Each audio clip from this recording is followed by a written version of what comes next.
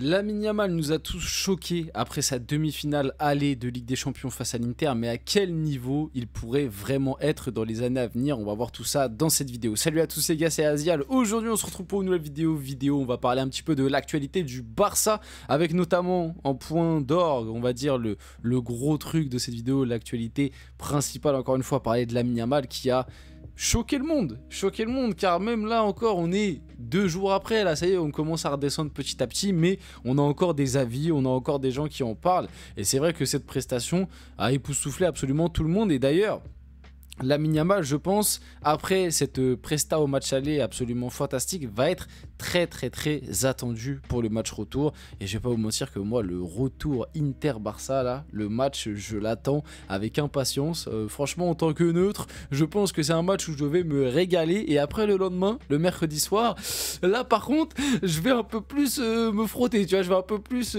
paniquer parce que le PSG Arsenal, avec la possible absence d'Ousmane Dembélé, d'ailleurs, on en a parlé en vidéo, je vous invite à aller voir la vidéo qui est disponible sur la chaîne. D'ailleurs, je vous invite, voilà, ça, la transition est tout trouvée. Je vous invite à liker, je vous invite à vous abonner, je vous invite à partager, je vous invite à commenter. Voilà, ça fait toujours plaisir. Ceux qui le font, vous êtes les boss. Et je vous invite aussi, des fois, quand vous tombez sur une de mes vidéos, etc., si vous voulez en voir d'autres, n'hésitez pas à aller sur la chaîne, les gars. Cliquez sur la chaîne et vous allez voir un panel de vidéos. Faites votre choix. Un petit peu comme sur une chaîne télé, j'essaie de vous proposer beaucoup de trucs. Donc, par rapport à ça, n'hésitez pas. Maintenant que tout ça est dit, on va pouvoir y aller, parce qu'en plus, on a vraiment beaucoup de choses. Je ne sais pas si on verra tout dans cette vidéo, mais en tout cas, on a pas mal de choses à voir par rapport à l'actualité du Barça. Commençons par Lamine Yamal. Parce que au micro d'El Chiringuito TV, son père, donc le bon vieux Mounir Hustlehard 304, selon son père, Lamine Yamal n'est qu'à 10% de ses capacités. C'est une bête, et ce qu'on a vu ne représente même pas 10% de ce qu'il est capable de faire, je vous le promets. Bon, on connaît Hustlehard, on connaît le papa. Bon, peut-être qu'il abuse un peu dans ses termes, mais c'est vrai que moi, hier, dans une des vidéos d'ailleurs, je me posais un peu la question et je vous la posais du coup par la même occasion. Pour vous, en fait, est-ce que Lamine Yamal, c'est entre guillemets de la précocité ou vraiment du talent monstrueux et du potentiel? Je m'explique, c'est-à-dire que bon, dans tous les cas, il a un talent exceptionnel, et même si en fait il est précoce, il est quand même hyper talentueux. On parle quand même d'un mec qui à l'heure actuelle a le niveau top 3, top 5 ballon d'or, donc c'est exceptionnel. Mais ce que je veux vous dire par là, et la question que moi je me pose, c'est est-ce que finalement, parce que ça peut arriver, hein, que en fait t'es un talent de fou, mais que comme t'es précoce, et du coup ton talent de fou, t'atteins ton, entre guillemets, ton pic, ton prime très vite dans ta carrière, et après au final, soit tu stagnes, ou soit tu régresses. Bah finalement, la transition est toute trouvée, un peu aussi avec un autre joueur en plus à qui on le compare très souvent en ce moment. Bah finalement Mbappé, est-ce que finalement le Mbappé, il a pas montré une précocité de dingue, et qu'en fait son prime il l'a eu entre ses 18 et 22 ans, et que bah là depuis ses 22 ans c'est soit ça stagne, soit ça baisse? Et bah finalement on a l'impression qu'avec Mbappé c'est un petit peu ça, tu vois, alors que généralement chez les joueurs, en tout cas à l'époque, c'était plus 18 ans tu commences, 19 ans tu progresses, 20 ans tu progresses, 21 ans, 22, 23, et vers tes 24, 25, 26 ans, c'est là où tu commences à arriver au pic de ton niveau de ta carrière, jusqu'à peut-être tes 30 piges, et après à partir de 30 ans ça commence soit à stagner, soit à redécliner.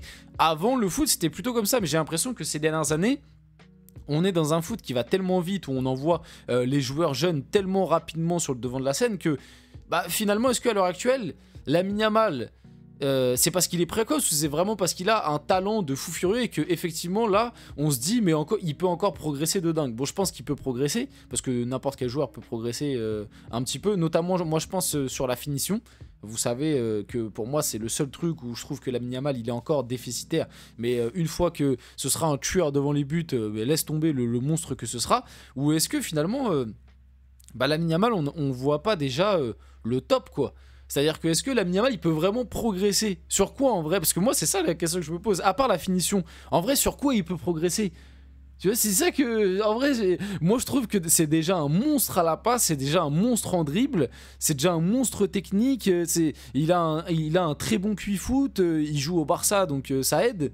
Tu vois, en vrai, il peut, à part la finition, sur quoi, en vrai, il peut progresser déjà? Alors qu'il a que 17 ans, tu vois, c'est ça le truc que je me dis. Mais imaginons, moi je me dis, c'est déjà un monstre là dans tout ce que je viens de vous dire. Mais imaginons, il progresse vraiment dans ces catégories-là. Mais les gars, il va tellement martyriser le football, ce mec. Mais ce mec, il va tellement martyriser le football, ça va être effrayant. Donc, n'hésitez pas à me dire dans les commentaires. Moi, personnellement, je sais pas.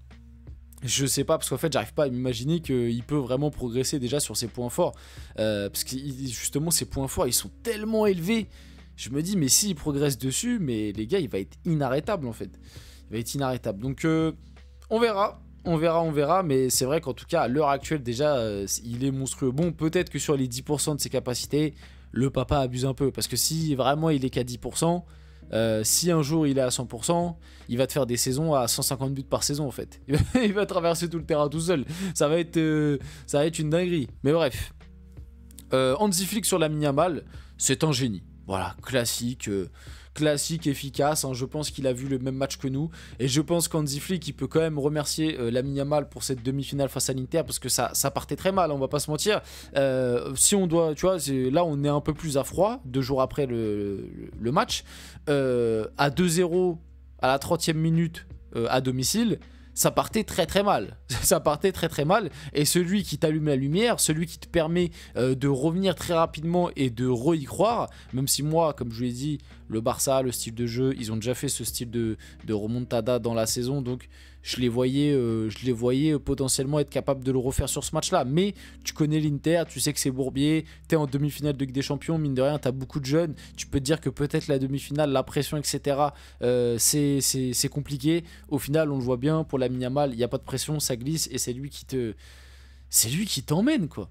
Parce que pour moi, si Lamine Yamal, il n'existe pas, ou alors il n'est pas à ce niveau-là sur cette demi-finale, peut-être qu'à 2-0, l'Inter tient son 2-0 et puis ça se termine comme ça, tu vois, parce que du 2-0 au 2-1, c'est le but, et en plus il arrive vite, c'est le but qui permet au Barça de y croire, et c'est le but qui met l'Inter dans des doutes. C'est le but le plus important de la rencontre pour le Barça. Et c'est Lamine Yamal qui fait un slalom tout seul et qui va faire une finition de dingue. Il a changé sa PP sur Insta. Il a mis Sangoku Super Saiyan. Voilà, par rapport à ses cheveux et sa teinture qui font énormément parler. Moi, je comprends pas. Mais bref, moi, tu vois, regarde, ça fait énormément parler. Mika Richards va tenter la même coupe que Lamine Yamal si le FC Barcelone remporte la Ligue des Champions. Thierry Henry, moi, je peux pas, je n'ai pas de cheveux. Je ne comprends pas pourquoi la coupe de Lamine Yamal fait autant parler. J'ai l'impression que avec Lamine Yamal, les gens découvrent que les footballeurs, ils font des décolorations. Non mais des décolorations et des défrisages. Bon, il fait ce qu'il veut. Il a voulu refaire la même coupe que Neymar. On sait qu'il est fan de Neymar. Les gars, je sais pas. Moi, je vois ça fait des débats et tout. Est-ce que Lamine Yamal a raison de faire? Mais on s'en fout. Enfin, moi, je me rappelle, par exemple, je prends encore l'exemple d'Mbappé, ou même tu peux prendre Neymar, tu peux même prendre Messi. Même Messi, il a fait des décolorations, tu vois ce que je veux te dire? Moi, je me rappelle Messi en 2016, décoloration blonde, et d'ailleurs, il l'avait modélisé comme ça sur FIFA. Je me rappelle qu'à l'époque, ça avait du flow, mais tout le monde s'en foutait, entre guillemets. On faisait pas des débats sur la décoloration de Messi. Mbappé, moi, je me rappelle, il avait fait une teinture bleue, par exemple. D'ailleurs...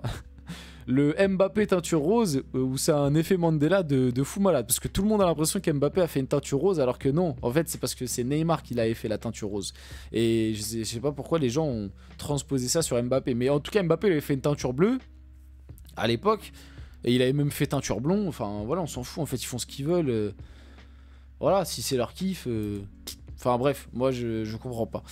Officiel, Jules Koundé souffre d'une blessure distale au biceps fémoral de la cuisse gauche. L'objectif est de revenir en fin de Liga et d'être prêt pour une potentielle finale de Ligue des Champions. Ça, c'est une très très mauvaise nouvelle pour le Barça. Du coup, ça risque d'être, je pense, Eric Garcia titulaire à la place de Koundé.